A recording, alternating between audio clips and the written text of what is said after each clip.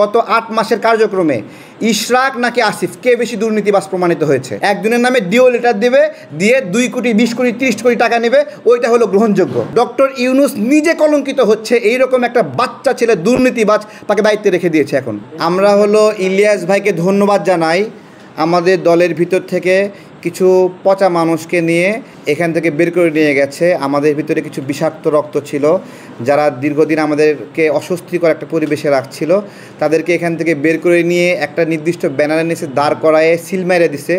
এই জন্য ইলিয়াস ভাইকে ধন্যবাদ জানাই।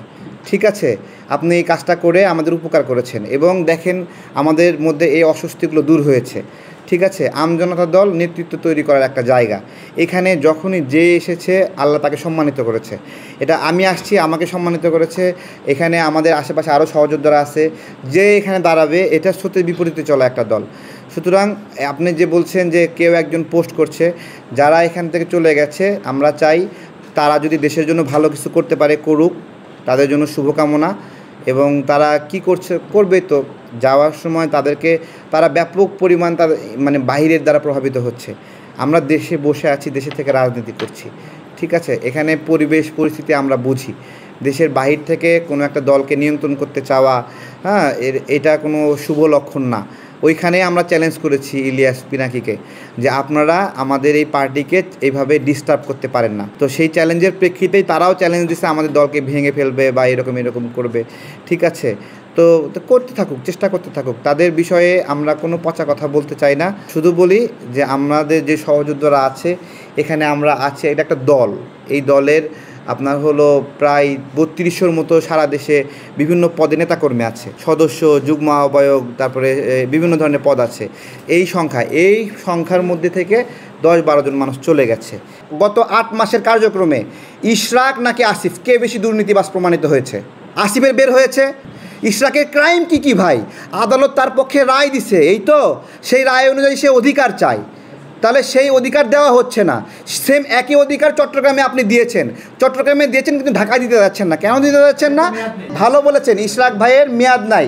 এই তো ইশরাক ভাই দায়িত্বই তো নেয়নি, শপথই গ্রহণ করেনি। সে মেয়াদ পেল কই থেকে? ওনার মেয়াদটা গেল কীভাবে? ওনার মেয়াদ খেয়ে ফেললো কে? এখানে দেখেন পক্ষ কয়টা, তাপস এবং ইশরাক নাকি? আদালতের কাছে কি বলেছিল যে এইরকম করে ইলেকশন ইঞ্জিনিয়ারিং করে আমাকে হারানো হয়েছে। ইলেকশন হওয়ার 30 দিনের মধ্যে সে আবেদন করেছে যে আমাকে এই উপায়ে হারানো হয়েছে, এই কারণে আমি বেশি পেয়েছি। আপনারা বিশ্লেষণ করে এই তাপসকে পরাজিত ঘোষণা করেন, আমাকে বিজয়ী ঘোষণা করেন। সেই বিচারটাই 2 বছরে হয়েছে বা 3 বছরে হয়েছে। হওয়ার পরে আদালত কি পেল যে হ্যাঁ তাপস ওই সময় পরাজিত ছিল। সেই পরাজিত হওয়ার প্রেক্ষিতে বলছে ঠিক আছে এখন থেকে ইশরাক তাহলে বিজয়ী। তাহলে এখন আপনি বলেন আপনি তাপসের পক্ষে নাকি ইশরাকের পক্ষে? এখানে আসিফের একটা জিত কাজ করতেছে। একটা 150 টাকার ছেলে যে বাই চান্সে ক্ষমতায় ঢুকেছে, সেফ বাই চান্স, জনগণের ম্যান্ডেট নিয়ে ঢুকেছে।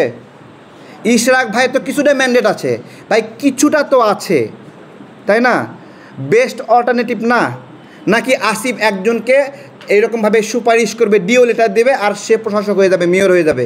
উত্তরের মতো আপনারা জানেন যে এরকম একটা চিঠি দিয়ে দেবে, মানে ইশরাক কিছু ভোট পেয়েছে, আদালতের রায় পেয়েছে, ওইটা অ্যাকসেপ্টেবল না। কিন্তু আসিফ একজনের নামে ডিও লেটার দেবে, দিয়ে 2 কোটি 20 কোটি 30 কোটি টাকা নেবে, ওইটা হলো গ্রহণযোগ্য। আসিফ এখনও দায়িত্বে আছে কীভাবে? এটা তো আমাদের আশ্চর্য করে। ডক্টর ইউনূস নিজে কলঙ্কিত হচ্ছে, এইরকম একটা বাচ্চা ছেলে দুর্নীতিবাজ তাকে দায়িত্বে রেখে দিয়েছে। এখন তাকে ফেস করাচ্ছে সরকারের পক্ষ থেকে, এইটাই একটা সরকারের কলঙ্ক। আমরা তো বারবার বলছি, এখানে ব্যানার টাঙ্গিয়ে আমরা দেখিয়ে দিয়েছিলাম যে আসিফ কি দুর্নীতি করেছে।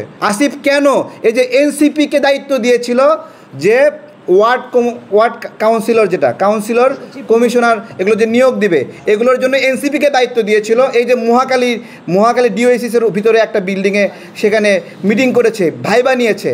তাহলে এনসিপি ইন্টারভিউ নেওয়ার কে প্রশাসক হবে? রূপায়ণ টাওয়ারে ইন্টারভিউ নিয়েছে, হোটেল শেরাটনে ইন্টারভিউ নিয়েছে, এনসিপিকে কেন দায়িত্ব দিয়েছে? আসিফ নিজে দুর্নীতিবাজ, তার দুর্নীতিগুলো সে ব্যাখ্যা দেখ, সে ইশরাকের দিকে আঙ্গুল তোলে কীভাবে?